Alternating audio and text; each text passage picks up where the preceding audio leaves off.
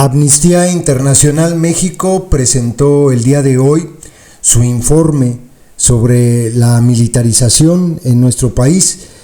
Publicaron este video, de hecho estuvieron transmitiendo las mesas. Esta es la primera, la de la inauguración.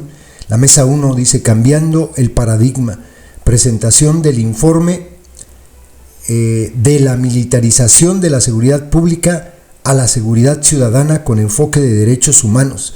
Me llama mucho la atención que esté ahí el infeliz de Raimundo Ramos, un tipo que está vinculado al Cártel del Noreste en Tamaulipas. Yo no entiendo cómo le siguen abriendo espacios. Es tan notorio que este tipo tiene las asquerosas manos metidas en la protección de esos delincuentes y aparece ahí como si nada. Muy amigo, por cierto, de gentuza de la secta, por ejemplo, de P. Juana Martínez, que lo defiende a ultranza. Pero bueno, además de este tipejo, pues estuvo la directora ejecutiva de Amnistía Internacional, Edith Olivares, y este fragmentito de video que les voy a dejar sobre la introducción al informe que presenta un investigador de Amnistía Internacional que se llama Carlos Azueta, la persona que ven ahí en la imagen. También estuvo Daira Arana, investigadora, dice, confirmada de manera virtual por Zoom, o sea, ella no estuvo ahí presente. Raimundo Ramos, el presidente del Comité de Derechos Humanos de Nuevo Laredo, y la moderadora que fue la periodista Gabriela Warkentin. Fíjense, el investigador pone 3 ejemplos de lo que ha sucedido solamente este año. 3 casos en los que el ejército, la Guardia Militar han cometido ejecuciones extrajudiciales. Dice él, y es muy interesante, que el gobierno pues no hace caso, porque esto ocurre de manera muy frecuente. Además, siempre para poder justificar sus acciones dicen que fueron atacados. Esto ya justificaría que puedan utilizar ellos sus armas, pero en realidad se trata de un modus operandi que ha venido ocurriendo durante mucho tiempo. Yo de verdad no entiendo a la gente que aplaude esto, que son capaces de justificar que los soldados, que la Guardia Militar asesinen gente, que dicen ellos nos confundimos después, que lo justifiquen diciendo, pero pues es que andan defendiendo a la gente, porque a ver, vete tú de soldado. Es una estupidez. Claro, como las personas fallecidas no son de su familia, como ustedes no son los papás de las 2 niñas que han asesinado en este año los delincuentes del ejército, entonces es muy fácil decir, son víctimas colaterales, daños colaterales. Claro, como no se trata de sus familias. Y esto es para que se den cuenta que no es una locura cuando nosotros señalamos a estos criminales, no. Amnistía Internacional también los tiene en la mira y sabe que lo que están cometiendo son barbaridades, así de claro. Y esto va a ocurrir de manera más frecuente por la propia militarización del país. Les voy a subir algunas participaciones de los ponentes, no solamente de esta mesa, sino de las demás. Entre ellas estuvo, por ejemplo, Jacobo Dayan. Muy interesante lo que él platica. Les dejo para que escuchen los 3 eventos que forman parte del ejemplo de este informe de la militarización de la seguridad pública, para que vean las consecuencias de la barbaridad que hoy aplauden los atolizados que apenas hace 6-7 años estaban en contra de esto. Ahora son los fieles defensores. No hay nada más facho que defender a los soldados en las calles. Escuchen. Muchas gracias. Sí, claro, el informe se enfoca en 3 eventos de masacres que ocurrieron en el primer semestre del año pasado. Ha habido más, desafortunadamente, más masacres después de esas y bueno, eso también tendrá en su momento que ser investigado, pero el informe se enfoca en 3 que son muy particulares, una en febrero, una en abril y una en mayo del año anterior, en que las Fuerzas Armadas y la Guardia Nacional, que estaba militarizada pero formalmente todavía no era parte de Sedena en ese momento, simplemente dispararon a gente que iba en vehículos y causaron lesiones y muertes. En el primer evento, del 26 de febrero, iban 7 jóvenes en una camioneta y fueron atacados por varios vehículos militares y hubo 5 fallecidos y una persona gravemente herida.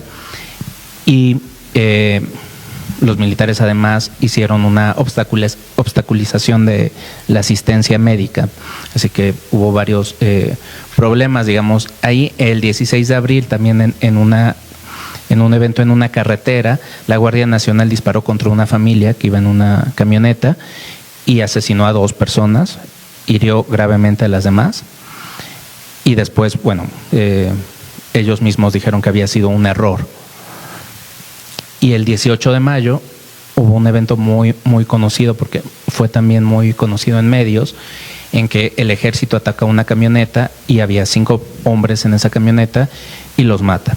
El punto no es solo en varios de estos eventos que matan al haber disparos hacia el vehículo, sino una vez después que el vehículo se detiene y las personas salen y están desarmadas y heridas y no representan ningún riesgo, les disparan y los matan. Al menos en el evento del 18 de mayo, eso parecería ser directamente ejecuciones extrajudiciales, que es un delito en el derecho internacional. En todos estos eventos, los informes oficiales de las fuerzas de seguridad dan cuenta de versiones inverosímiles, de versiones que no se sostienen en otra evidencia. Por ejemplo, al decir que había enfrentamientos, es muy común que cuando las fuerzas de seguridad atacan a alguien, matan a alguien, digan que fue en defensa porque estaban siendo atacados y había un enfrentamiento, y hay suficiente evidencia para mostrar que eso no ocurrió en estos casos. Hay suficiente evidencia también para mostrar que no parece, al menos por lo que sucedió en el evento de abril, que las fuerzas de seguridad estén atacando, buscando algún objetivo específico. En este caso ellos mismos dijeron durante el evento que se equivocaron, simplemente vieron una camioneta y le dispararon y mataron a un adolescente y a otras personas, y ya, eso pasa sin que haya una razón que justificare el uso de la fuerza.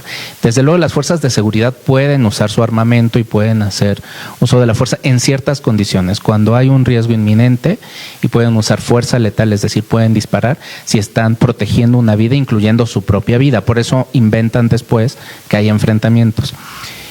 Pero en estos casos no había un riesgo a la vida de nadie, por lo tanto, bajo el derecho internacional no deberían haber accionado sus armas.